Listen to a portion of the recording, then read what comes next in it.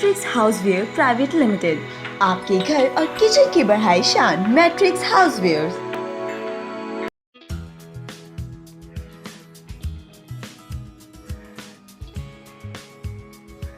Classic looks, traditional appearance, a complete makeover. Serving balls, durable. Matrix houseware private limited, आपके घर और kitchen की बढ़ाई शान। Matrix houseware.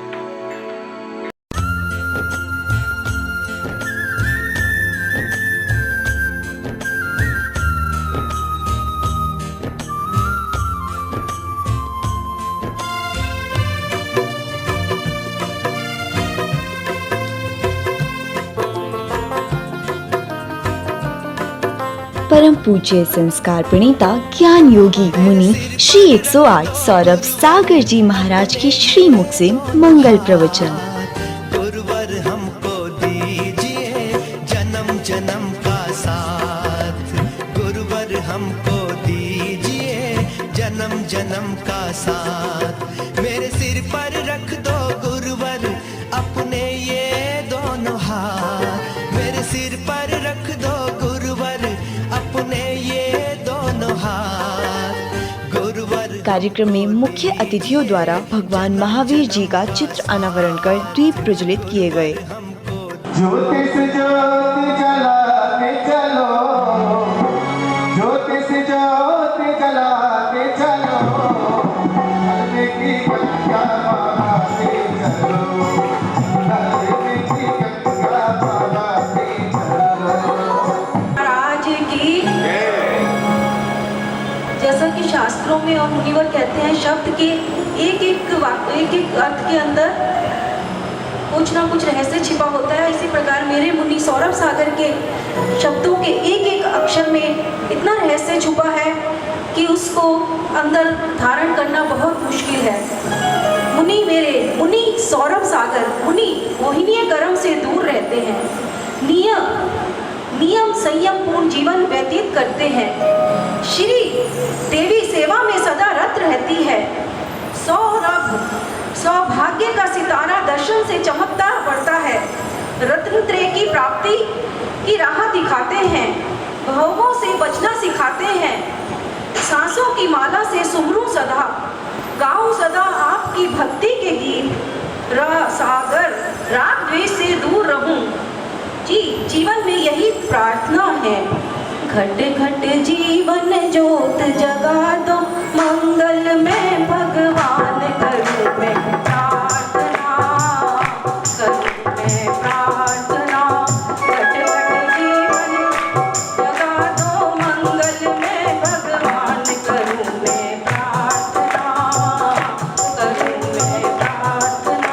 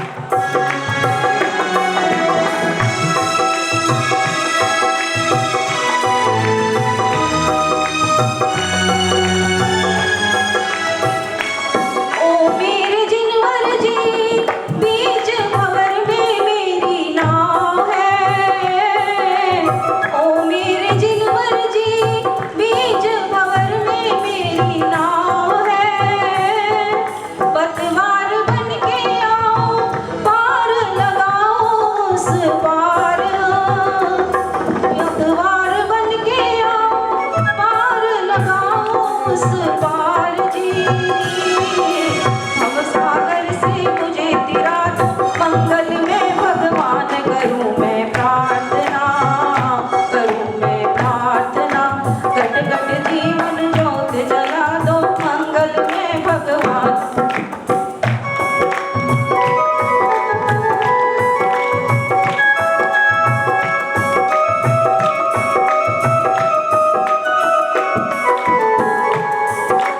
ओ मेरे जिगवर जी, शरणों में तेरे जो भी आ गया।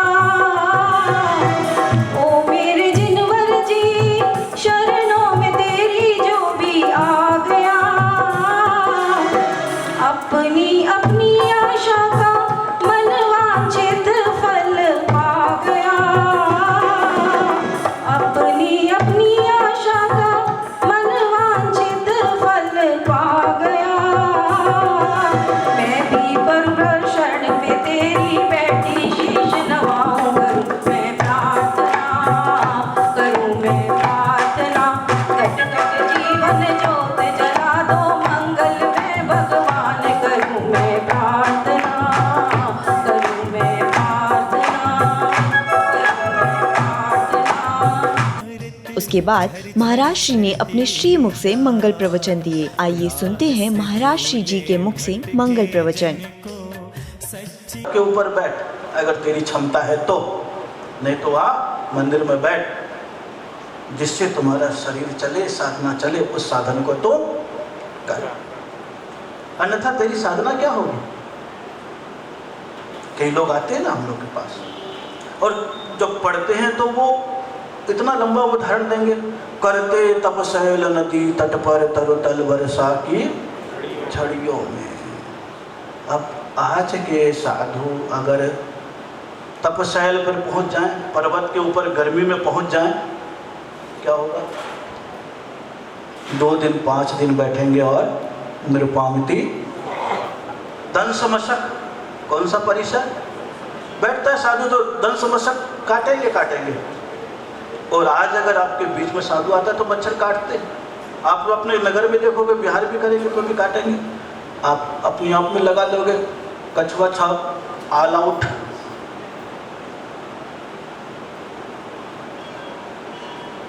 श्रावक सहयोगी बनेगा।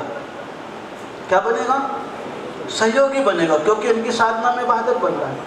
इसलिए इन चीज़ों को कोई नहीं देखेगा, और जहाँ भी जाओगे ये चीज़ें मिल जाएगी आपको। बस कहीं छुपा के मिलेगी, कहीं उजागर मिलेगी। कोई चुपचाप तखत के नीचे करके जाएगा तो कोई बिल्कुल प्लग में लगा देगा। काम सारे चलेंगे, ये दुनियादारी है। लेकिन जो बेईमानी से चलता है उसे आप तपस्या में ले लेते हो, और जो ईमानदारी से चलता है उसे शिथिलता में ले लेते हो। आपकी परिभाषा की कैटेगरी अलग हो चुकी है। आपका धर्म ध्यान बिल्कुल अलग हो चुका है, क्योंकि वैसा आपके माइंड में शुरू से परंपरागत भरा गया। तो शीत उष्ण दंश मशक, नागनिया, नग्न परिसर स्वाभाविक क्रम हो गया है। कौन सा? नग्न परिसर। फिर रह गया अदर्शन, अज्ञान, सत्कार, पुरस्कार, प्रज्ञा। ये सब परिसर के नाम हैं। बोले तुम्हारे पास ज्ञान हो लेकिन कोई नहीं पूछे तो तुम उदास मत होना। कई बार देख लो, कई ज्ञानी ज़्यादा होते हैं लेकिन उनको कोई पूछने वाला भी नहीं है। बोले वो उनकी साधना और ज़्यादा है कि सब कुछ गुण है फिर भी समाज में जी रहे हैं। ये परिसर और ज़्यादा, इस परिसर पे किसी का ध्यान नहीं है। जबकि मैं महसूस करता हूँ,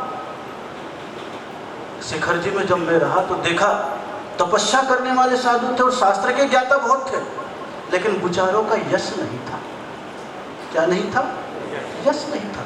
मेरे को लगा कि देखो यश कीर्ति कौन सी चीज है और साधना कौन सी चीज है। बेचारे वहां पर हैं, सब 6 रस का त्याग है, एक दिन आहार कर रहे, एक दिन उपवास कर रहे। मेरे को बड़ा लगा आश्चर्य। देखो कि 2 लोगों में प्रवचन क्या करने लगे, अपने आप को 30 मार्का समझ रहे हैं, लेकिन यहाँ तो 60 मार्का भी बैठे हुए हैं, बड़े बड़े बैठे हुए हैं, लेकिन उनका यश नहीं है। क्या नहीं है? यश प्रकृति के कारण आचार्यों ने कह दिया सत्कार पुरस्कार ये तुम्हारे लिए परिचय आएगा कि तुम्हारे पास सब कुछ भी है। तुम समाज में जाओगे तो कोई पूछने वाला भी नहीं, एक ताली बजा के अंदर लाने वाला भी नहीं है, और कहीं तुम्हारी किस्मत है तो ढोल नगाड़ों के लेन भी लग जाएगी। ये भी परिचय बता दिया, वो झेलने वाले भी है। लेकिन अभी दिमाग किस में है? दो चीज में, ठंडी और गर्मी। बस उससे ही लोगों की जिह्वा तलवा पर रोज मारती है, उनकी लेखनी कागजों में रोज मारती है। और जो दुनिया भर की चीज नहीं सह पाते हैं, दूसरे और साधुओं को देखते हैं तो इसमें ज्यादा अपनी वाणी चलाते हैं। और जिस दिन 22 के 22 परिचय पर आकर के बात चल जाएगी ना, थोड़ा सा श्रावक को समझा करके, तो समझने लग जाएगा कौन कितने पानी में।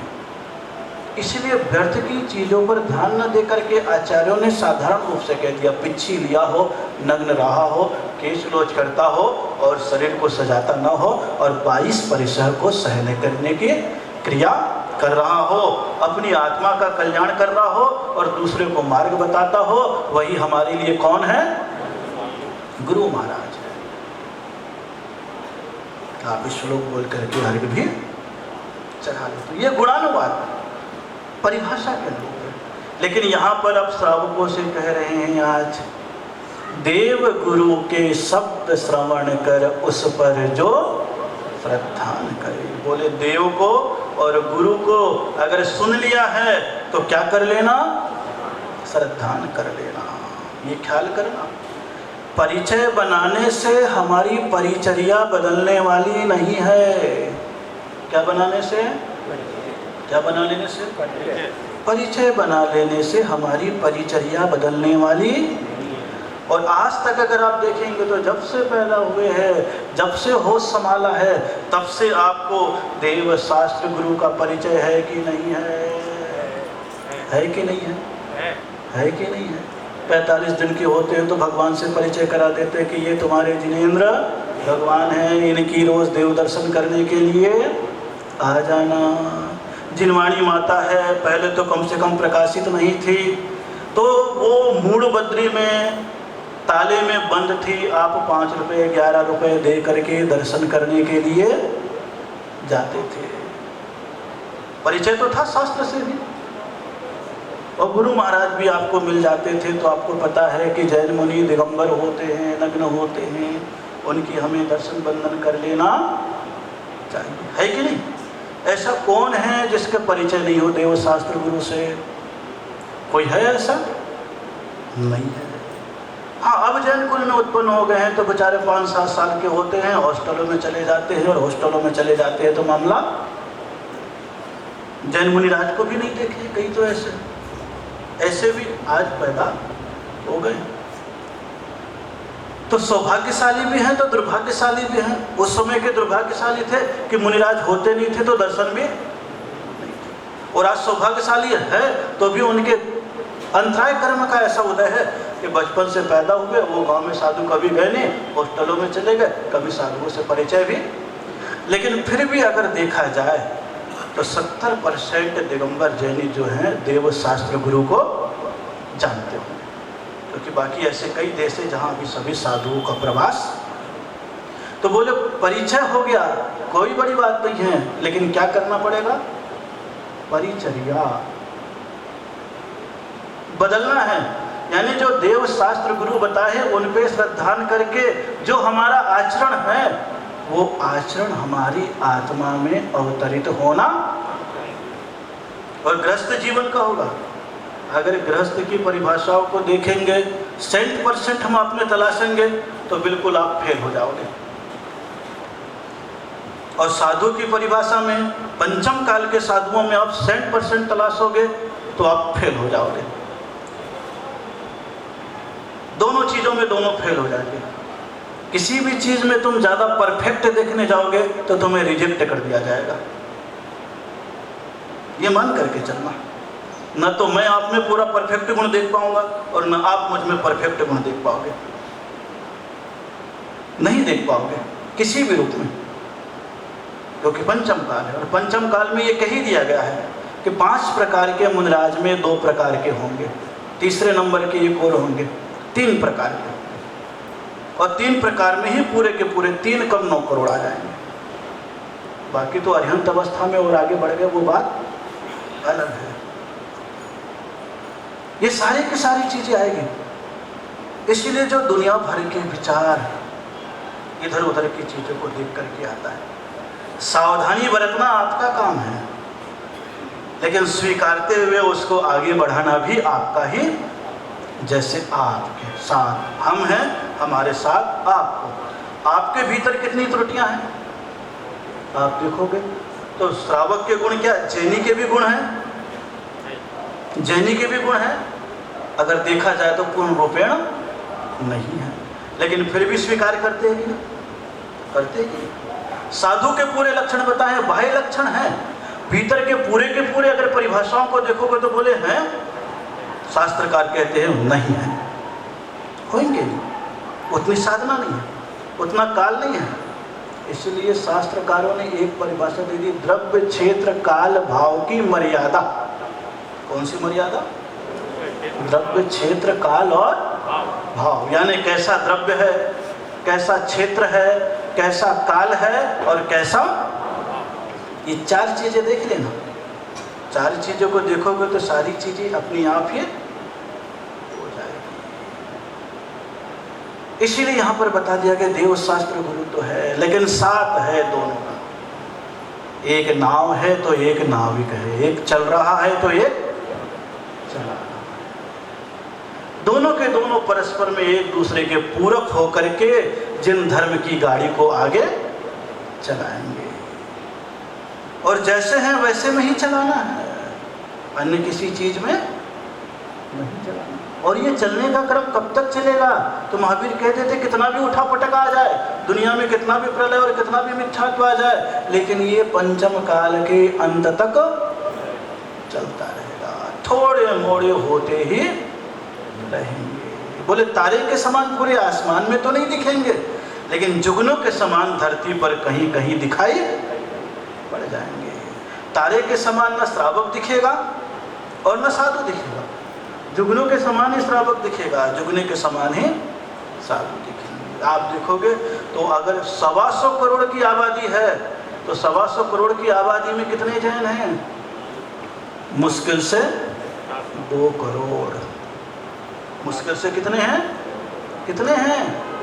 2 करोड़। सोचोगे तो आपको महसूस होने लगेगा। आदिनाथ को लेकर के चलोगे, महावीर तक लेकर के चलोगे तो कितने जैन थे, और उसके बाद के जैन में बता दी 40 करोड़ थे। अकबर के ज़माने तक 4 करोड़ आ गए। कितने तक आ गए? 4 करोड़ तक आ गए थे, और घटते घटते घटते घटते आज कितने आ गए? कितने आ गए? सोचो। तो देव और गुरु यानी भगवान और साधु, ये जो आपको मिलेंगे, तो आज की दृष्टि में आप देखोगे तो भगवान भी आपके बीच में नहीं है, उनकी भी वाणी नहीं फिर रही है। भले आप भगवान भगवान कितना भी बोलते जाओ, लेकिन किसी भी रूप में न तो भगवान थे और न भगवान हैं। लेकिन महावीर ने भी शब्द पुकार दिए, एक देश जिन। एक देश जिन का मतलब अधूरे भगवान। क्या कह दिया है? इसलिए अरिहंत और सिद्ध को पूरे भगवान कहा है, और आचार्य उपाध्याय साधु को अधूरे भगवान कहा है। इसलिए जैन कुल में उत्पन्न परमेष्ठी को देख रहे हो, इन चीजों को ध्यान रखो। तो बोले देव गुरु के शब्द श्रवण कर, और शब्द कितने सुन पाते हैं? भगवान तो नहीं है, लेकिन साधु मिल गए, और साधु मिल गए तो उनकी वाणी खिरती है। अब वाणी खिरती है तो आप 125 करोड़ को मत देखो, 2 करोड़ को मत देखो, दिल्ली के 2 लाख जैनी को मत देखो, रोहिणी के कितने जैन होंगे? बोले 5000 जैनी को देखो। 5000 जैनी में अगर सेक्टर 11 को देखो तो 100 घर में 500 लोग, और 500 लोग में धर्म को कितने सुनने के लिए आ जाएंगे? 50-100। कितने आ जाएंगे? 50-100। और पूरे 5000 में देखेंगे तो 200-300। यानी महावीर कह रहे हैं कि परिचय बनाने में तो बहुत सरलता है, लेकिन परिचर्या में पहला ही शब्द में अगर आ जाओगे, कौन से शब्द में आ जाओगे? पहले ही शब्द में आ जाओगे, शब्द सुनना। कौन सा? बोले श्रावक तो वो है जो देव और गुरु को सुनने के लिए आ गया। श्रावक की परिभाषा क्या दी है पहले नंबर पर? शृणोति इति श्रावकः। कौन सी परिभाषा दी है? देव और गुरु को जो सुनता है वो कौन है? श्रावक। केवल पहली परिभाषा दे दी। कौन सी परिभाषा दे दी? पहली परिभाषा। आप सोचो, अब आप सोचोगे तो आपको पता लगेगा। क्या पता लग जाएगा? कि अभी हमारे केवल सुनने में कितनी मेहनत लगती है, छोड़ने की बात तो। इसीलिए सुनना कह दिया, श्रवण ही परिवर्तन में कारण है। इसीलिए महावीर स्वामी की 66 दिन तक दिव्य ध्वनि नहीं खिरी। क्या नहीं खिरी? दिव्य ध्वनि। क्यों? उस समय आंख तो तृप्त हो गए लेकिन कान तृप्त, और जब कान तृप्त का माध्यम बनने लगा तो फिर से नई चेतना जागृत होने लग जाती है। स्कूल में भी अगर पढ़ाई करोगे तो किससे करोगे? श्रवण से ही करोगे। किससे करोगे? श्रवण के बाद नयन का प्रयोग होगा। नहीं तो केवल ब्लाइंड लोग हैं, वो किससे करेंगे? अक्षर से। किससे कर लेंगे? अक्षर से कर लेंगे। जो आंखों के अंधे होते हैं वो किससे करेंगे?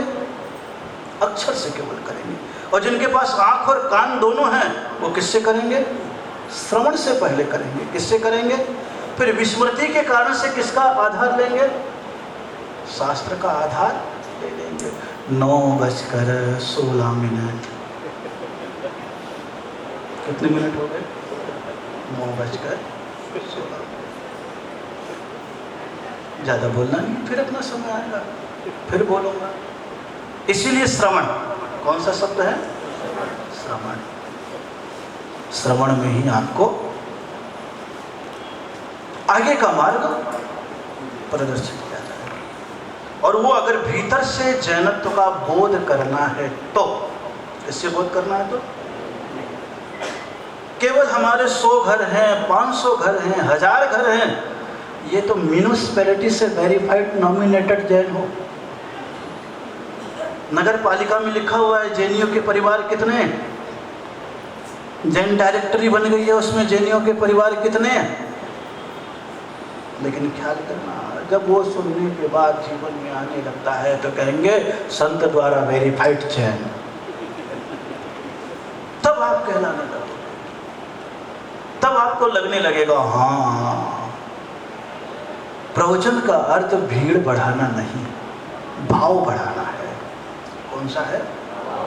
भाव। और भाव केवल तात्कालिक नहीं, जो आपके जीवन में परिवर्तन को लेकर के आ जाए। इसलिए उसके लिए गहराई चाहिए, श्रोता बनना पड़ेगा। क्या बनना पड़ेगा? श्रोता। तब आगे का क्रम निरंतर चलेगा, क्योंकि ये क्रम निरंतर चल रहा है और ये चलेगा। इसी भावनाओं के साथ शेष चर्चा फिर कभी। आपका जीवन देव गुरु के शब्द श्रवण कर, केवल अभी इतने से लाइन पे आ जाए। कितने लाइन पे आ जाए? देव गुरु के शब्द श्रवण कर। अभी तो सुनने तक पहुँचो। कहाँ तक पहुँचो? सुनने तक। उसके बाद चुनने की बात आएगी, वो बात की बात है। कौन सी बात है वो? बात की बात है।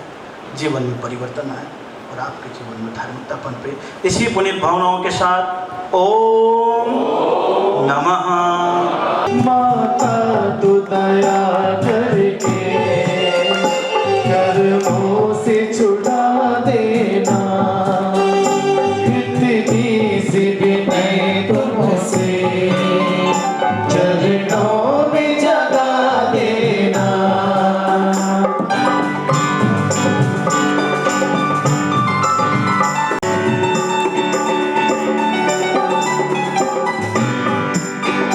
माता आज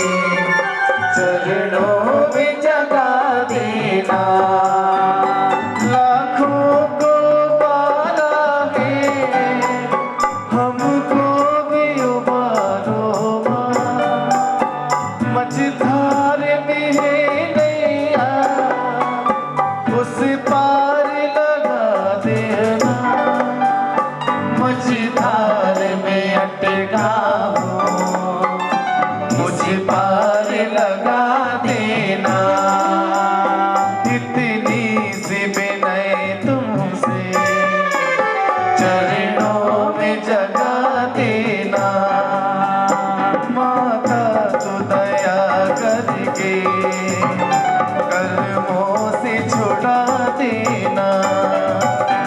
इतनी सी विनय तुमसे चरणों में जगा देना। क्या वाणी के ज्ञान से सूझे लोकालोक, सो वाणी मस्तके नमो सदा देत हूँ धोखे। ही जिन वाणी भारती तो है जपो दिन रे, जो तेरा शरणा गए सो पावे सुख जी।